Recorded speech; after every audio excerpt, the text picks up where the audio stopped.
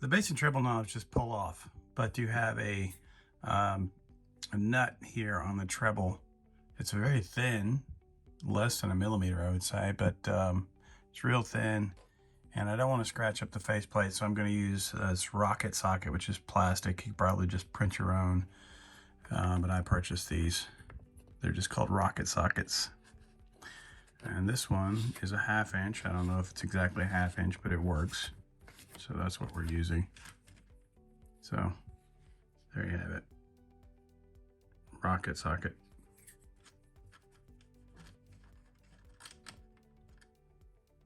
Once you get all the knobs off, which they just pull off, there are no set screws, you have these 4 bolt/nut things on the end. Those are 8 millimeters, so we're going to use the 8 millimeter rocket socket for that.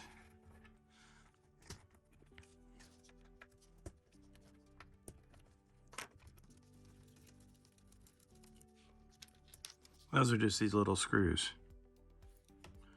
with the hex heads on them.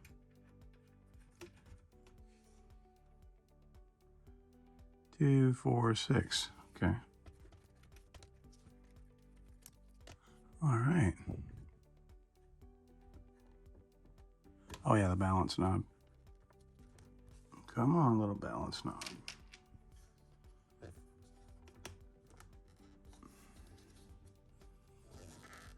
There we go. It just slides off. It was tight. And then it just comes straight off.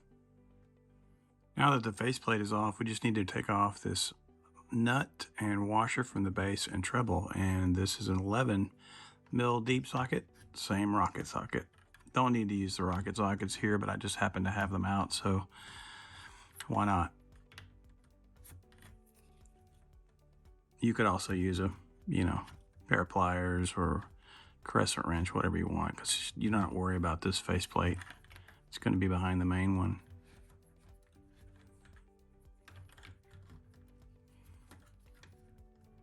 It's got Loctite on it, so it's not wanting to turn with my hands.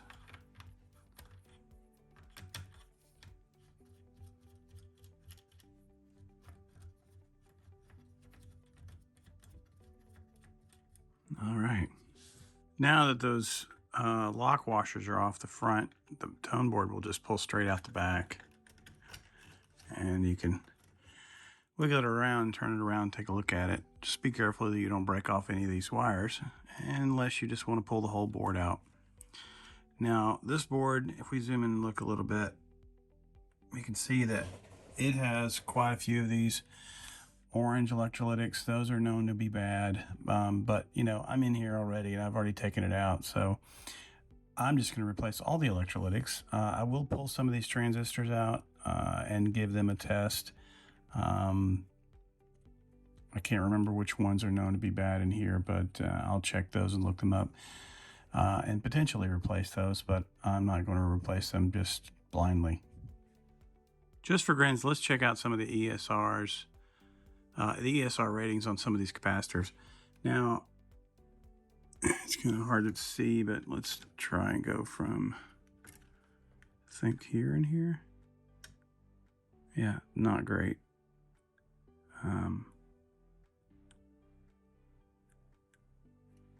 Forget which one. Yeah, not great. Not great at all. Not good. Even these film caps barely getting into the close to the good. They're not good. So yeah, that's another film cap, not good. Film cap should just peg that meter. So yeah, this board needs some work. I might have to replace all the capacitors in here, including the film caps. That's not usually the case. See if we can test that one. Am I hitting the right one? Yeah, should be right here. Seriously? Nothing?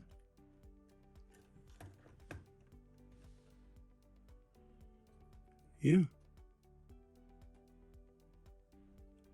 That is not good at all. These have no reading. None whatsoever. So we're going to pull a lot of stuff off this board. While I highly doubt that any of these transistors are bad, let's just go ahead and pull them out and measure them and to see how they're doing.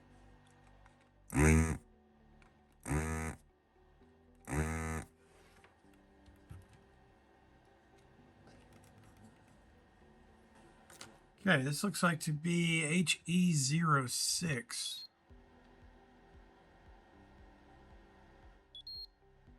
A gain of 431 at 5.02 milliamps. Voltage base to emitter 0.705. 1 milliamp on the base. Goes up slightly at 5 milliamps on the base. Saturation is 0.034 volts between the collector and emitter. Looks fine. Looks great. No leakage. Decent gain. Here is HE05. 414. Everything looks perfect. 414. This one is HE03.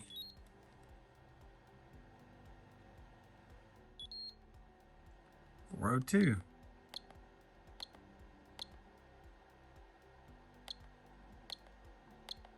All that looks great. And here is HE01. 342. A little bit lower on that one. 342.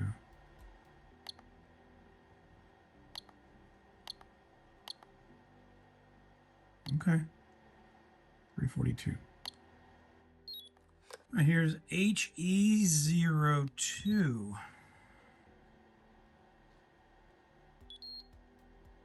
360.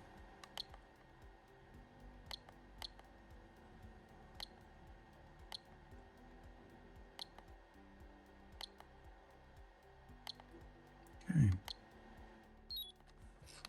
Number 4.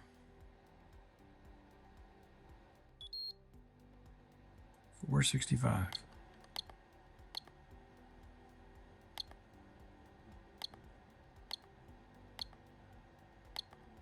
$465 for number 4.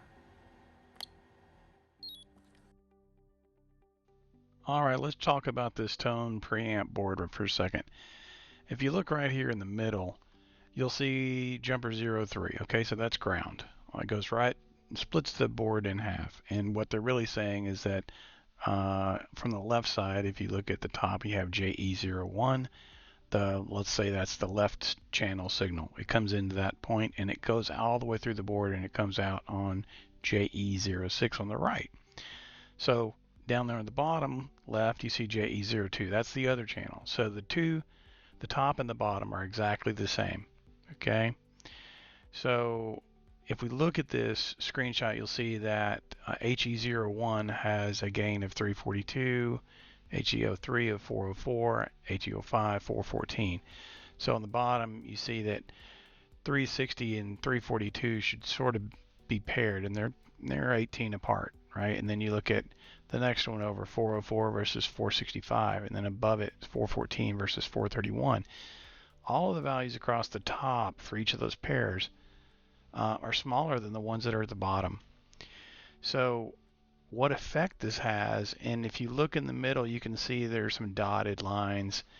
One is saying bass, the other is saying treble, because all of the bass and treble gets adjusted right through the middle through those two potentiometers. What it's saying is that the top half is affecting one channel and the bottom half is affecting the other channel. So if you boost the bass on the top on channel 1, or let's say the left channel, it won't get it boosted as much as the bottom channel. So let's just say that the gain of whatever you're going to boost, let's say bass, is done across the top, and you just multiply those three numbers together. If you look across the top, in the top right corner, you'll see 57,201,552.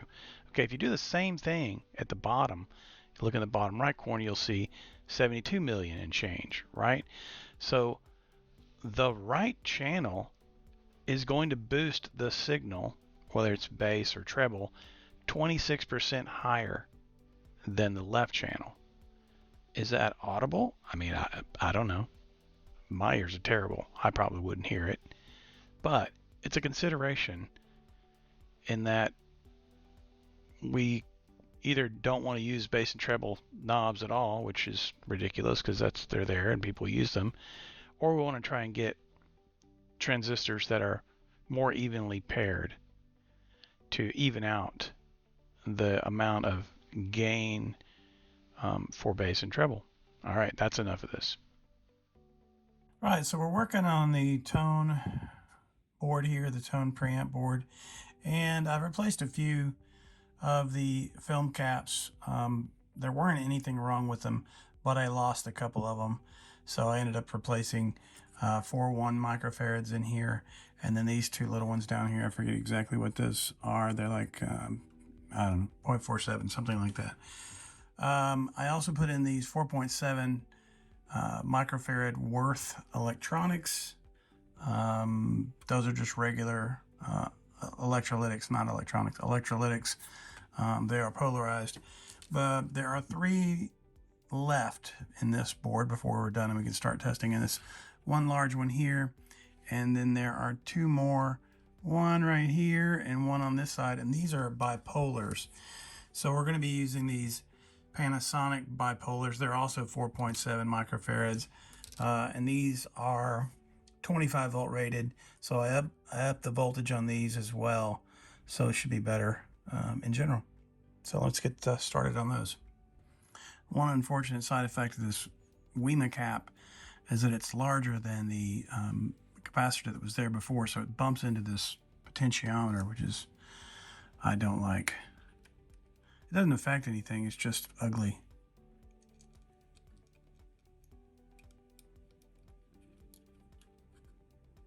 There we go. Those are fine.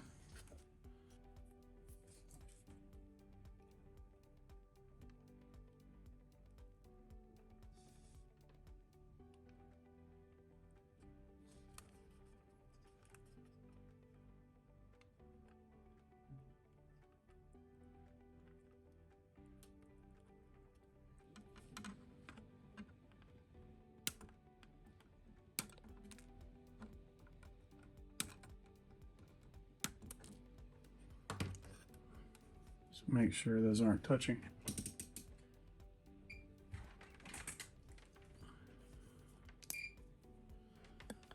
Now I don't know which ones I just did. I think it was these 2 here.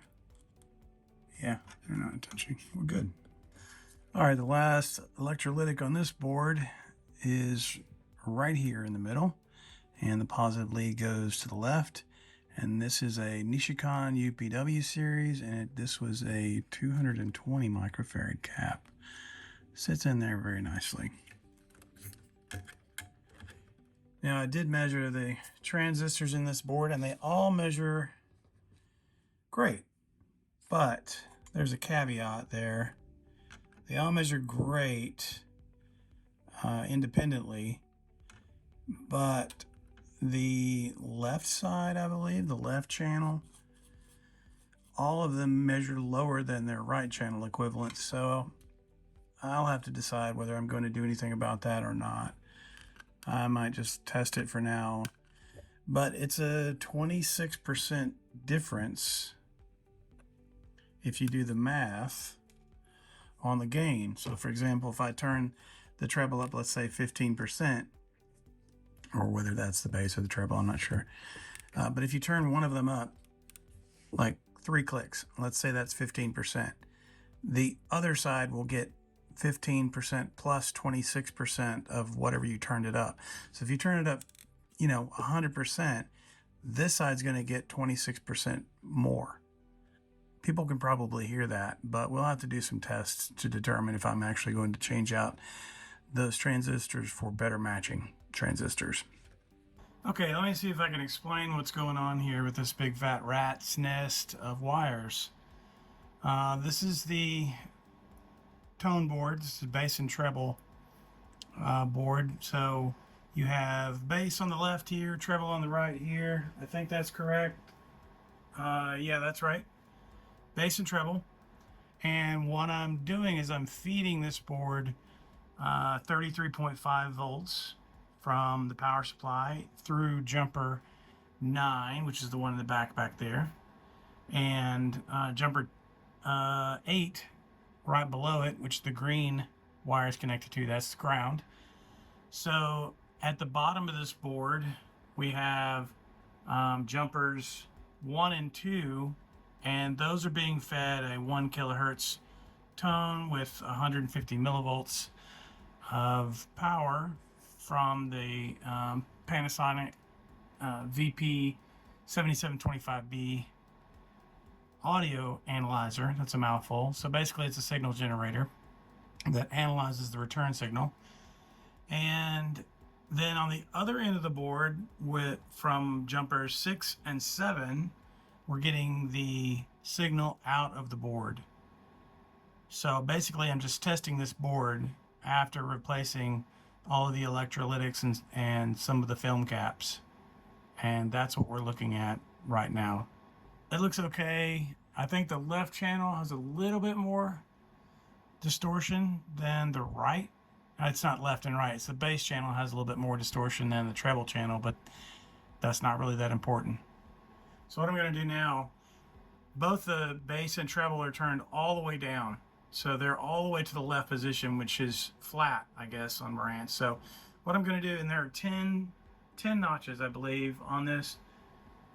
1, 2, 3, 4, 5, 6, 7, 8, 9, 10, 11. Oh, maybe there's 12. We'll see. I'm going to turn them up 6, and we'll see what the numbers change. So 1, 2, 3, 4, 5, 6, and 1, 2, 3, 4, 5, 6. That should be halfway up. Now let's see how the numbers change.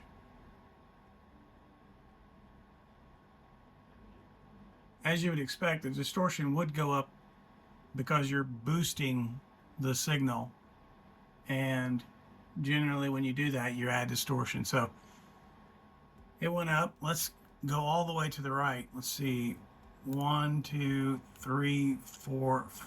Okay, 4. So there was only 10, and we went a little past halfway. So that's both bass and treble all the way to the right.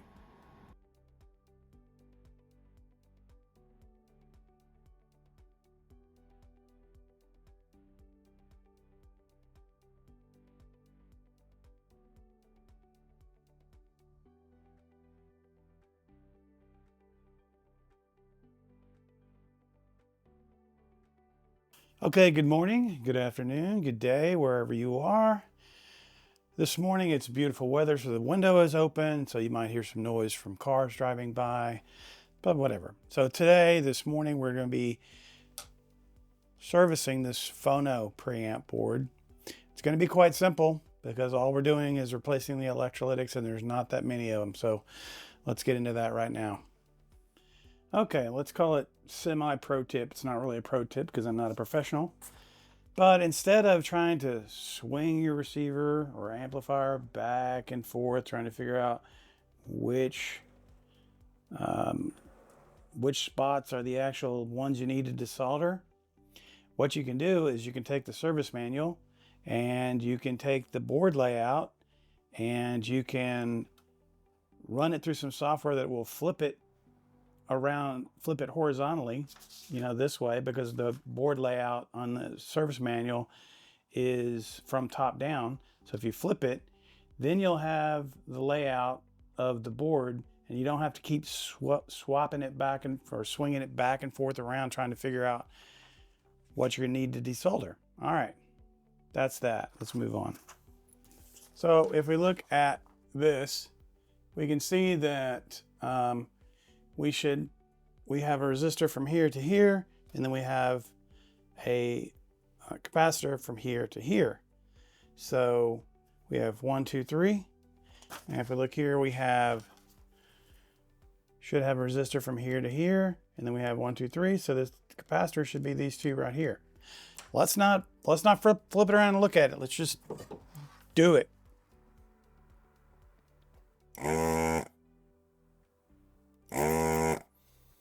Okay, let's see.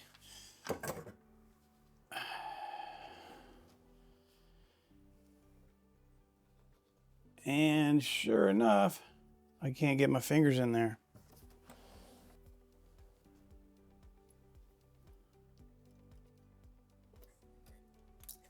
Okay.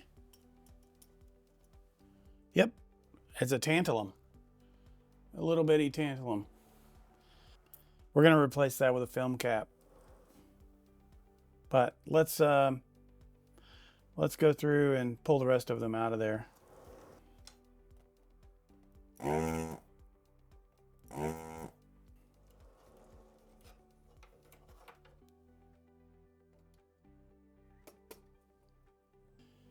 Also, before you start taking stuff out of here, you might want to swing it around and look at the polarity on all of the electrolytics to make sure that what it says on the service manual and what it says on the PCB matches the way it's in.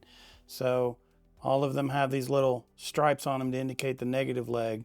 So just take note and make sure that when you pull it out, it matches.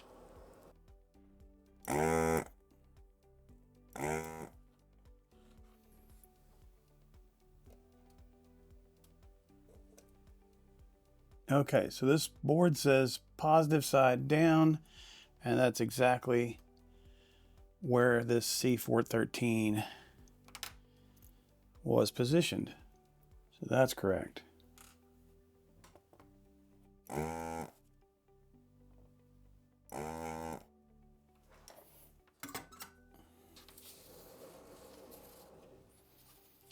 This is C714. I think it should be this big one. Oh, come on, let go.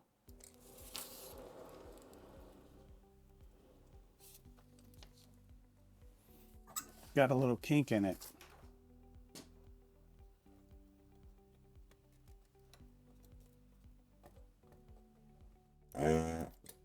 Okay.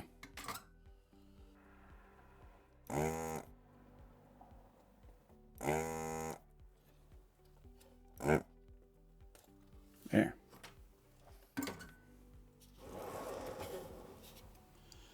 Came out like that.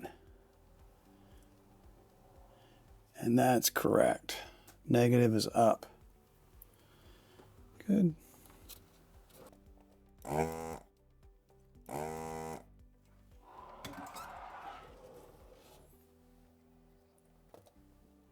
And that one's correct also. Negative is down. This one looks to be bulging a little bit. You can't really see that, but it's bulging on the bottom. Okay, we got all those out of there. I'll test them, but they're all going to be replaced anyway. So let's just put some new caps in.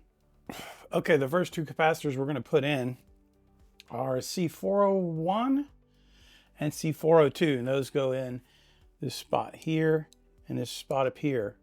I believe those were the first two we took out earlier. But what we're going to put in there are Nishikon UKL series. They are 50 volts instead of the 25 volt specified on the service manual. So let's try to get those in with the polarities correct. Okay, positive to positive.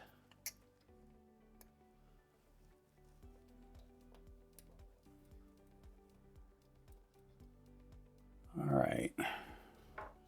These are 33 microfarads, by the way. See if I can do this without getting my hands in the view of the camera.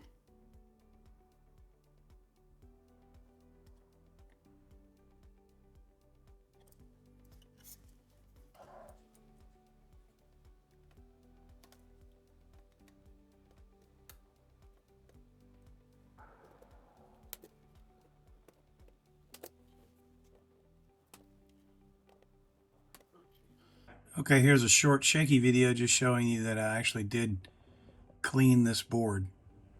It didn't take too long. It's the smallest board in here. So it took about 10 minutes. Now that we have replaced all of the electrolytics and two tantalums in the P400 Phono amp board, it's time to test the board. And so here's how we plan on doing that. As you can see, we have the power supply in red, and on jumper 812, you can see that we have 33.7 volts going to jumper 407 of the Phono amp. We can also see that on jumper 401 and 402, those wires are tied directly to the RCA Phono inputs on the back of the receiver. If we look at the service manual, we can see that the input sensitivity is 2.2 millivolts. So my plan is just to put 2.5 millivolts into jumpers J401 and J402, and then we will test the output will be on jumper J405 and J406. All right, we have a short little detour. I was getting ready to test the Phono amplifier board, and I looked up the voltage. It needs 33.7 volts coming to 407, which is correct. But then I went to check to make sure that the grounds were both the same and that they were tied together as this shows. So it shows here, as I've drawn in green, this is the ground, right? You can see 0 volts here, 0 volts here. That's correct. Oh, so we have, what, according to the schematic, 404 and 403 are ground. So I just wanted to make sure that both of those were the same. So I used my multimeter, and they weren't. They were not connected. I'm like, okay, that's weird. Let's pull up my board layout and take a look at it. So right here on the right, we have the board layout, and I've, highlighted the grounds in green. And you can see that we see that the input comes in on 402, goes through these resistor, which you can see here, 402, resistor 402 here, resistor 402 here, capacitor 402 here, capacitor 402 here, and then it goes straight in to pin 2. Okay, well, that can't be 404 because this is 402. So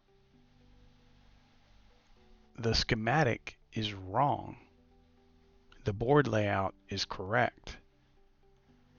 This should be 402 and this should be 404. They just looked at the board and then wrote it down on the schematic incorrectly. So always check the schematic against the board layout. I guess that's our takeaway. Always, never forget to check your references. Well, my plan was for this video to be the third and final video of the series, but the combination of the lamp replacement and the FM alignment would have made this video well over an hour and a half long. So you'll need to come back for the fourth and final video. Thank you for watching and have a blessed day.